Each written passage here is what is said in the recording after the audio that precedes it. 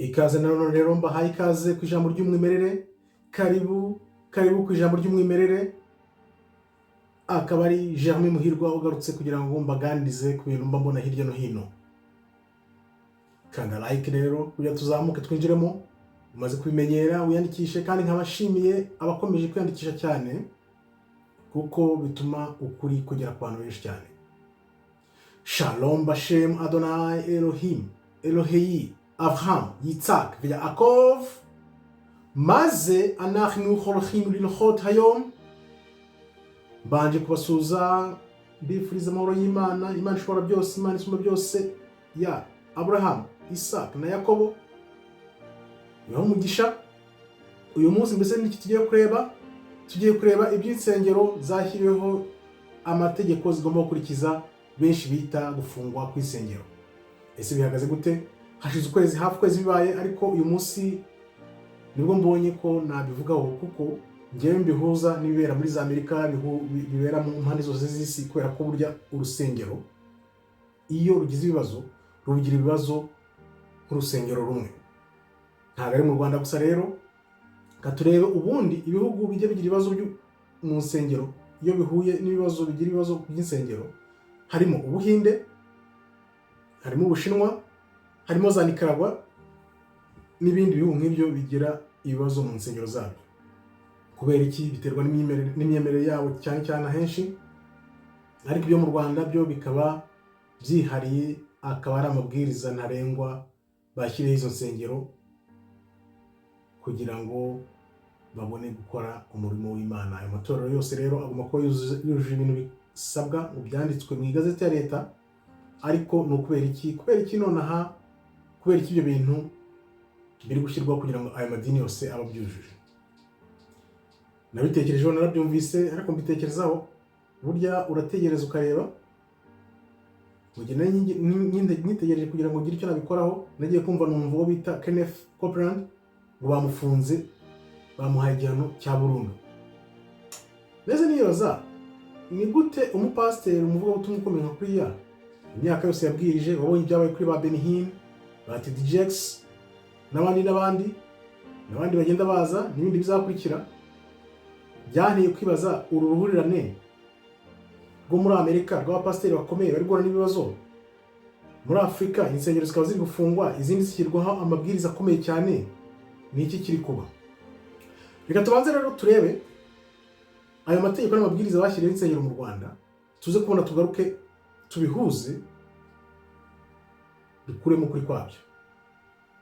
Nongere nkubwire, utariyandikisha ongera wiyandikishe, kanda like kugira ngo ubutumwa bugere ku bantu benshi. Nzi neza ko uko mugenda musangiza ubutumwa abantu benshi, ariko abantu benshi bagenda bava mu buyobe bakaza mu kuri, ukuri kuzabayishyira mu gakiza k'Uwiteka Imana yahanze isi n'abariho bose n'ibihugu byose. Tugende rero. Ku itariki ya 7 z'ukwa gatatu 2025, igazeti ya leta yasohoye ibyo amatorero cyangwa se insengero zigomba kuba zujuje kugira ngo zikorere ku butaka bw'u Rwanda.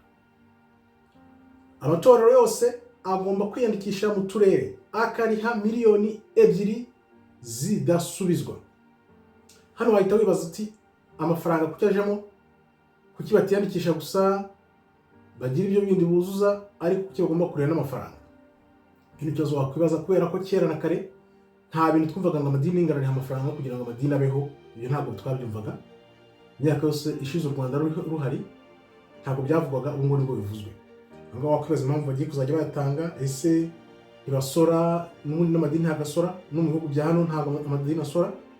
Iyo hajemo amafaranga sinzi ukuntu biba bimeze. Uhagarara itorero n'umwungirije bagomba kuba bafite impamyabushobozi mu by'iyobokamana. Hano uhita usubira muri Bibiliya kera uko byari bimeze. Abantu barigishaga, abantu bagahanura, na mbere yewe imyaka 3 ishize, 5, 10, buri muntu wese waba ufite umuhamagaro yarazaga akigisha. Kuki ubu ngubu noneho rero aribo bagomba kuzajya bagira izo mpamyabushobozi? Habaye iki? Bigenze gute? Nawe wabyibaza. Badafite izo mpamyabushobozi bagomba kuzajya biga amasaha 1200. Amasaha 1200. amasaha 1,200 rero niyo bagomba gukora kugira ngo bazajye bakora uwo murimo. Reka turebe amasaha 200. Ubwo reka turebe amasaha 2,200 24 iminsi 50. Ubwo no kuvuga ko ukora amasaha 12 tuvuge ndabiga amasaha 7, urumva ko byazagutwara igihe kirekire. Ahubwo wenda bakwiye amasaha 7 cyangwa 3 ku munsi, ubu bizagufata igihe kirekire. Wenda bashobora kuzayuzuza umuntu afite umuhamagaro byanze bikunze, icyo nuba kitagoranye cyane. Bazabiga ibiki, bazabigishwa nabande, ahubwo aho niho wavuga hari ikibazo. Tigute rero bagomba no kugira gahunda yo guteza imbere abaturage bo mu karere barimo.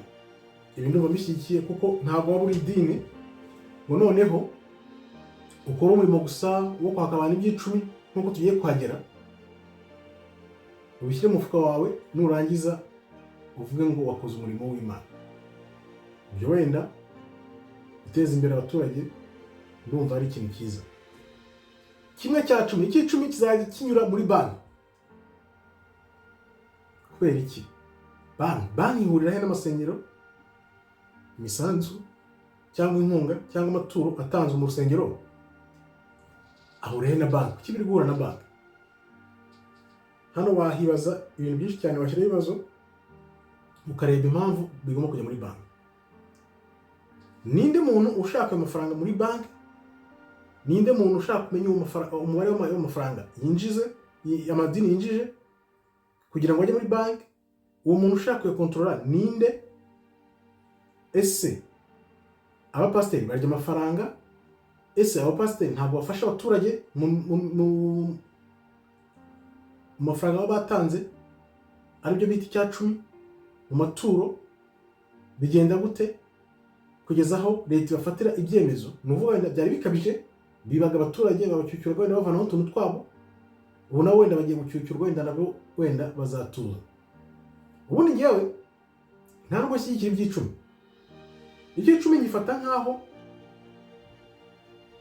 ari nk'ubujura. Njye nabifata nk'ubujura, niko nabyita, kuko abenshi bamaze gusobanukirwa ibya Bibiliya. 10 ubundi kira 10 ntabwo cyemewe. Ntabwo cyemewe. Kera batangaga ibintu by'imyaka ari ukubera wenda ibyaha byabo babaga bakoze, noneho bakagenda bakitura imbere bagateka bagatakamba, ariko bagomba gutanga icy'icumi ku byo beje, ku byo basaruye, atari iby'amafaranga. Ubu bantu baravuga ngo ibyo ngibyo ngo byavuyeho ngo hari amafaranga. No, icy'icumi ntabwo cyari kimeze nk'uko abantu bakise. Ubu ngubu urabona ko abantu bahinda ibintu kwabo uko babishaka, babyita iby'icumi nyine. Urabona nabyo bibakozeho, bagiye kuzajya bajyana muri banki. Banki nayo ifateho niba ari icy'ijana, niba ari icy'icumi, niba ari icy'igihumbi, izajya ifata simbizi. Urumva ko ntabwo bazongera kuyabona. Niyo mpamvu bari kujya muri banki. Uribaza impamvu ayo mafaranga agomba kujya muri banki? Ndibaza benshi barabyibajijeho. Andikaho tubwire impamvu utekereza agomba kujya muri banki. Amaturo mu nsengero cyangwa se mu biterane bizajya bimenyeshwa akarere na RGB. Kuki ayo mafaranga ari azajya amenyeshwa leta? Kuki abakijwe babatijwe atari bazajya bamenyeshwa leta cyangwa bamenyeshwe akarere? Nuvuga ngo nyine abantu bemera gukora umurimo w'Imana bakawukorera ubuntu, ahubwo wasanga ari n'Imana bagize bagiye kuzajya babikorera ubuntu. Benshi bazasanga ntacyo basarura babikorera ubuntu, wasanga ari Imana iri gukora umuti kugira ngo abantu bave mu by'icumi batangire bakorera Imana bayikunze kandi ku buntu. Hazabaho gukora ubugenzuzi bw'imari itorero ryamenyeshejwe cyangwa se ritamenyeshejwe. Ibi bivuze iki rero? Uvuga ngo bashobora kuzajya babatungura, bakabagwa hejuru, bakabaga gitumo, zana turebe abifite ibi bintu. Ahubwo none se wa muntu wamubwiye kuzajya yajyana muri banki, ugeretseho kuzajya umutungura, urumva ko byanze bikunze harimo ikintu nabo abantu b'amadini bazavuga bati none birakomeye, katubivemo. Nko guca intege abantu b'amadini. Urumva za miliyoni 2 n'ibindi bintu tubuze kureba byose urebye kugira ngo abantu bazayibone ni bake nyine n'imbarwa. Kwandikisha itorero mu karere, umuntu agomba kuzajya bafite imikono 1000, indangamuntu na nimero ya telefone. Imikono 1000. nuvuga ngo ijambo ry'Imana, abantu bari mu ijambo ry'Imana bazajya bahurira he no gusinyisha? Kuko numva nta muntu uba watumye kugira ngo ajye gukora umurimo w'Imana. Hari igihe Imana iguhamagara ikaguha ijambo ikavuga ati genda uryigishe urisakaze, ariko Imana nayo buriya izareba ukuntu izigisha abayo bakazajya bakora umurimo ku buntu badahuye amafaranga. Tugize nk'Imana wenda nkanjye inzozi mfite ni itorero ritazakabana amafaranga, ahubwo rizabaha amafaranga. Ni ukuvuga ngo kuba amafaranga atari mu yabo, ari ubumenyi. Burya ubumenyi buruta amafaranga kure kurusha uko waha umuntu amafaranga. Guha umuntu amafaranga ntago ari ukumuha cash. Ushobora kumuha igitekerezo, ushobora kumuha ijambo, noneho rya jambo yarigenderaho akaza mu nzira z'Imana, Imana ikamuha amafaranga ashaka. Ubu rero niho tugiye kureba ko abakunda umurimo w'Imana kuko byanyabyo bagiye kugaragara, kuko abatazabishobora nyine kubera ko bari batunzwe n'ibyo by'icumi bazabivamo, niho ukuri kugiye kugaragarira. Ibi bintu rero nahise nibaza bihurira he n'ibiri kuba muri Amerika. Burya njyewe Amerika niyo mfata urugero kuko Amerika niyo Babuloni igiye kugwa. Ya video nashyizeho wayibonye nk'ubwo ukuntu Amerika igiye kugwa n'ikigiye kwitera. Ibi bintu bihurira he? Kandi nanone bihurira he n'iminsi ya nyuma? Nta handi hantu bihurira nuko tuzi ko bashaka kuzakora idini rimwe. Kugira ngo iryo dini rimwe rero ribeho, urebye abapasiteri b'ibihanganye bariho, ukareba ukuntu amadini yidegembya hirya no hino ku isi, ntabwo bishoboka. Bagomba kubanza kuyaca intege, b'abapasiteri bakabashyira ibyo byaha byose bakoze, wenda niba baranabikoze cyangwa batarabikoze, kuko bagenda bafata on record bakabandika uko iminsi yagiye izamuka. Urugero ntabwo nka biriya bya TD Jakes uko byagenze, ntabwo wakoze ukuntu umuntu w'umubishop ukomeye nka kuriya ajya gusabana na ba PDD muri after parties mu bitaramo n'ibintu baba barimo byo kunywa no gusinda. Ni gute icyo kibazo nyene se nibaza cyambere bavuze ngo TD Jakes ajya mu mapati na ba PDD? Nahise nibaza ni gute umuntu w'umupasiteri nk'uri uzwi ku rwego rw'isi ajya kuri bariya abantu? Icyo ni ikibazo. Ni ukuvuga ngo baramushese, bamaze kumusheta nyine kubera akamanyu k'umutsi w'ibindi by'isi n'ibyubahiro, yumva ko afite imbaraga agaragiwe, kumbi atazi ko bari kumusetinga. Bamusetinga kubera ibi bihe bya nyuma tuzinjiramo kugira ngo bazabone ibimukubita hasi, kuko yari afite ingufu zikomeye cyane. Iyo abari mu ijambo gusa ataragiye ngo n'abari abantu, biriya bintu ntabwo byari gushoboka, nta hantu bari kumukura. Urumva rero byose bagenda babyandika. N'uyu nguyu Kenneth Copeland urabona ibyamubayeho, bavuze ko yigwijeho imitungo yose, ya maturo y'ab'icumi navugaga. Hari abantu batanze ubuhamya barira, bamuhaye $300 by'idolari. Umuntu aremera agenda afata savings, amafaranga yose yabitse arayamuha ngo arayabahaga. Bimwe abapasiteri n'abapadiri bavuga ngo, cyane cyane abapasiteri apana abapadiri n'ababishop bavuga ngo zana iby'icumi Imana izongera igukubire 3, 4, 5. Biriya bintu njye ntabwo numvikana nabyo, kubeshya abaturage abakristo bawe ukavana amafaranga ngo barakwirwa 5 nibaguhaye amafaranga. Urumva rero abazungu bapanga ibintu, narakubwiye bapanga imyaka 10, 20, 30. Biriya ba TD Jakes babize imyaka 20, 30 iki gihe bakizi neza. Baravuze bati reka tubazanemo tubareke bakomeza bafite amafaranga. Urumva ko ngowe nk'urugero nk'ibintu bya Kenneth Copeland bimaze nk'imyaka 10, 20 bizwi. Ibya TD Jakes wenda tuvuge kare uko ngo bimeze. Ibya Ben Hinn, warabonye Ben Hinn ukuntu byagenze, araza ararira avuga ngo nabarasaba imbabazi ngo yabeshya abaturage, yakoraga ibyaha ahimba ubuhanuzi no gukiza abantu. Yarabikoze hashize nk'umwaka cyangwa imyaka 2, asutse amarira hasi avuga ati ngarihana kuba yarabeshya abantu irabajyanye mu buyobe. No kuvuga ngo iyo babafata mbere cyangwa se bakabizana mbere imyaka 5 ishize, ntabwo byari gukunda, kuko Satani aba afite gahunda ye n'igihe cyagennye kugira ngo bihure n'icyo gihe nyine. Barabaretse, bamaze kubareka cya gihe kigeze, nibwo batangiye kuri TD Jakes bajya kuri Ben Hinn. Copeland noneho ngo bamufunze burundu, kandi ngo nicyo gihano rurangiza. Ntabwo ashobora kujurira cyangwa iki cyose, sinzi ukuntu bizagenda niba azajurira, ariko kuba afunzwe ubu ngubu by'igitaraganya ni ibiki biri kuba.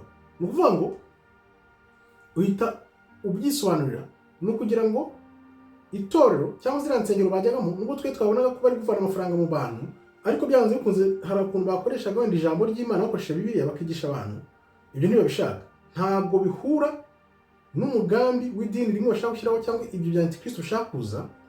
Niyo mpamvu bagomba kubakubita hasi, babavane mu nzira, ntibabe intambamyi cyangwa se obstacle y'intuza y'iryo dini rimwe bashaka kuzana.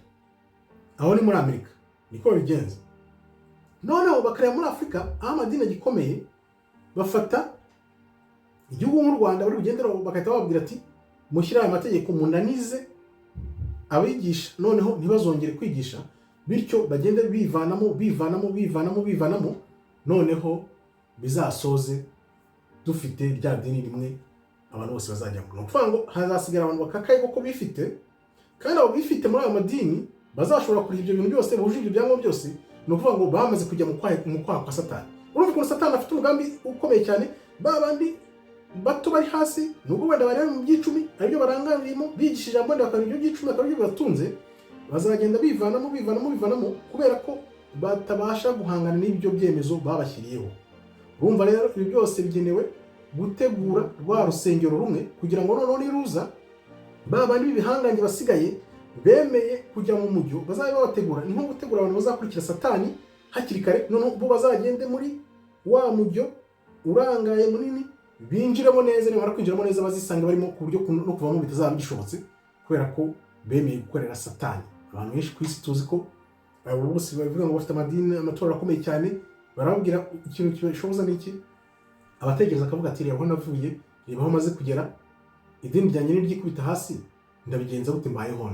Kumbi ntibamenye ko Imana aguye no hasi akagenda akabireka, akareka iby'isi agakurikira Imana, Imana yazongera ikamuzamura. Ibyo ntabwo benshi babitekereza, bahita bavuga bati ndacyafite bya byubahiro, nabigenza gute ndamutse nguye hasi nitandukanye n'abana bantu navanaga umugati byagenda gute. Urumva ko abakorera Imana byanyabyo nyine nibo bazahita bagaragarira, benshi bazabigumamo, abazi ubwenge bazasimbuka. Ngayo nguko rero ibintu byose uvuga ngo byashyiriweho amatorero mu Rwanda, ibintu byose bagomba kuzuza, ni byose niyo gahunda ndende Satani afitiye isi ku mpande enye z'isi kugira ngo agende atere ibibazo abatishoboye, bagende bavamo, nabo bishoboye nabo bagende bajyamo, noneho bihite biba nkaho bimeze gutya, bamwe bajye hano nyine kubera ko badashoboye, abandi binjiremo neza kuko biyemeje gukurikira umujyo wa Satani. Nicyo rero kiba cyihishe inyuma y'ibintu by'ibyemezo bifatirwa amadini n'amatorero mu Rwanda, nta kindi. Niba utari ubizi urabimenye, wenda haba n'ibindi byinshi nyuma wenda umuntu atajyamo cyane, ariko iby'ingenzi ni uko bari gutegurira rya dini rimwe kugira ngo rizaze rifata riyobora nta muntu urikomye imbere. Ngayo nguko rero ahasigaye shaka ijambo ry'Imana ku bwawe, soma ijambo ryawe. Niyo mpamvu mwibutsa buri gihe ufite imyaka ingahe, 20, 30, 40, 50, 70, 80, yewe se nk'ijana, wari wafata umwaka n'umwe ngo usome ijambo ry'Imana. Byibaze nawe, urabona ibintu bigeze. Ibi byose ni ibimenyetso yo bica amarenga n'ibigiye kuba. Urabona ko mu myaka 5 bizaba biri ibindi ijambo wenda bararihinduye, barakumiriye abantu ngo basoma Bibiliya. Urumva byose bishobora kuzaza, ntawamenya. Igihe ni iki rero, shaka ijambo ry'Imana, inzira z'ikigendwa. Nk'uko muze kuvuga, ntabwo uzajya gushaka ijambo ry'Imana waravuye mu mubiri, kuko iyo uvuye mu mubiri nyine ntabwo biba bigishobotse. Benshi niko baba bavuga bati iyo tubimenya, abantu bajya muri after death bakagaruka, abantu bagenda bari hafi gupfa bakagaruka mu buzima, bagenda batanga ubuhamya. Burya buhamya ibyo bureba nabwo harimo buba ari ubwa nyabwo, nubwo tuzi ko harimo bwinshi bw'ibihimbano, ariko wenda ntushobora kuburamo nk'ubuhamya bumwe ubona ko koko ujya kwegera uko ibintu bimeze, ujye ubureba ubumenye nabwo bwumve.